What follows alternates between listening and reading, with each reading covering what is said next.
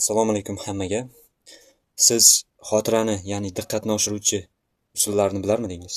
Bundan ancha yillar avval Daniel Killov Avstraliyada bo'lib o'tgan xotira musobaqasida oltin medalni qo'lga kiritgan.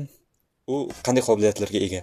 U chiylab tashlangan kartalar qatorini bemalol topa oladi va 100 ga yaqin har xil sonlardagi raqamlarni eslab qolish qobiliyatiga ega. Bundan tashqari 115 ga yaqin raqamlar chastotasini eslab qolishga qobiliyati yetadi. Shu sababli Avstraliyada yaqinda bo'lib o'tgan xotira musobaqasida ketma-ket kumush medallar qo'lga kiritgan.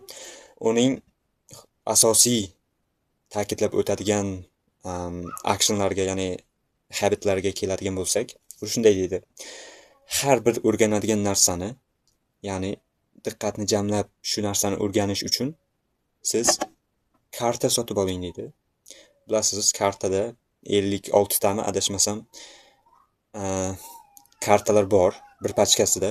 O'shani oling deydi va nimani o'rganayotgan bo'lsangiz, o'sha kartalar asosida birma-bir joylashtirib strukturaviy yondashing deydi. Ya'ni qanday bo'ladi bu? Har bir kartada masalan tuz bo'lsa, o'sha tuzni siz misol uchun nima o'rganmoqchisiz?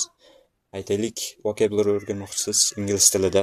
O'sha ingliz tilida bitta so'z yodladingizmi? O'sha kartani turiga qarab bu tuz shu struktura bo'yicha qoladi deb tasavvur qiling deydi. Ya'ni o'sha narsani tasavvurda yurg'izing deydi va o'shani joylashtirgandan keyin siz o'sha actionni miyada tasavvur qilib biror bir kishiga bog'lang deydi. Ya'ni misol uchun shu tuz bir so'zni kartaga bog'ladingiz va o'sha so'zni misol uchun Donald Trump o'zining Oq uy saroyida aytayotganini tasavvur qiling va o'sha narsa ko'p ehtimol sizni doimiy xotirangizda qoladi deydi va o'sha asnoda siz har bir o'rgangan narsani shu struktura bo'yicha bularga moslab chiqing deb ta'kidlaydi. Bundan tashqari yana xotirani o'stiradigan, boost qiladigan actionlardan biri bu. Xonangiz bor deydi. Nechta bir 5 xonami, 6 xonami, 4 xonami, 2 xonami. Har bir xonangizga kiring deydi. Birin-ketin va sinchiklik bilan ko'zdan kechiring deydi. Har bir narsa, qaysi narsa bo'lsa ham, qayerda joylashgan, har birini ko'rib chiqing va eslab qolishga harakat qiling. Va o'sha narsalarni o'sha kartalar bo'yicha taqqoslab chiqing deydi. Birinchi xonaga kirdingizmi, o'sha xonadan ikkinchi xonaga, ikkinchidan uchinchi xonaga, uchinchi xonadan zina poyadan tushib, to'rtinchi xonaga kirasiz, to'rtinchi xonadan eshikni ochib, o'sha sholcha to'shalgan yo'lakdan yurib, 5-xonaga o'tasiz va o'sha narsalarni hammasini shu struktura bo'yicha yodda saqlashga harakat qilish lozim deydi.